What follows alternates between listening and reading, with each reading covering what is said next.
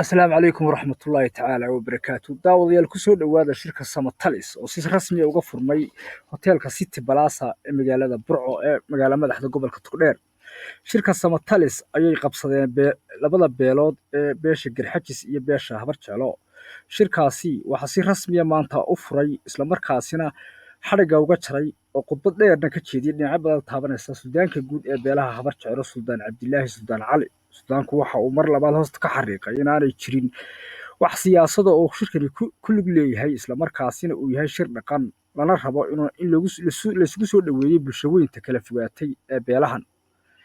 sidoo kale waxa isla dhinaciisa ka mahad celiyay martiqaadka iyo shirka qabanqaabadiisa Suudaanka guud ee beelaha Habar Yunis Suldaan Cali Madar. waxa kaloo shirka isna qayb ka ahaa isla markaasina khudbad miisaanle ka jeediyay Suudaanka guud ee beelweynta ciida gale ahna Suudaanka guud ee beelaha Somaliland Suldaan Maxamed Suldaan Xusqani.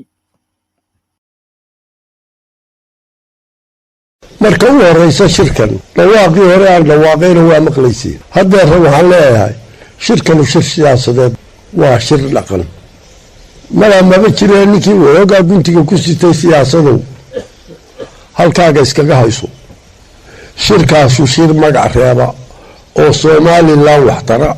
inuu noqdo inana dad lama hadiyo ay noqono shirkan waxa suldaanku tilmaamay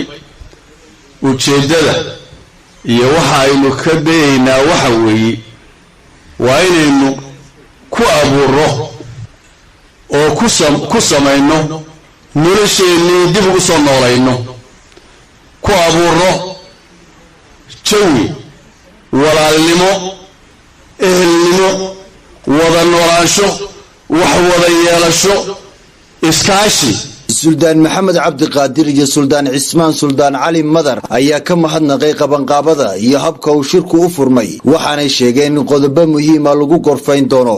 shirkan maanta weli ma tagin shirka weyn mana iman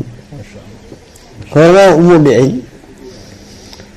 waana shir loo baahnaa wixii laga wada hadlana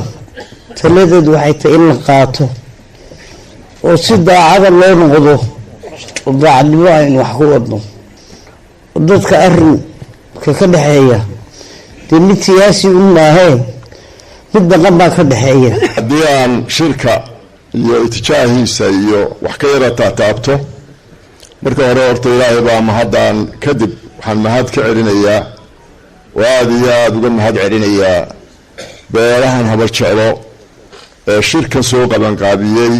quruxda badan leh ee gogoshan iyo miisaankan iyo milgahan maamuuskana maxay keenay wax waliba waxbay ka horeeyaan siyaasadda marka salaadiin ahaan aanu leenahay siyaasad la gelin oo maxay lagu sii tafin ujeedadu waxa weeye bal horta marka hore labadan beerood ee ballaarin ee dhulka badan wada degan in iyagu ay noqdaan oo nabadoogaan oo xurgufta yar iyo wixii meelaha ku jira horta ay ka bogsadaan dhulkeena barwaaqaayay obay haqaltaaga naga dhaafay obay tafaararuq naga dhaafay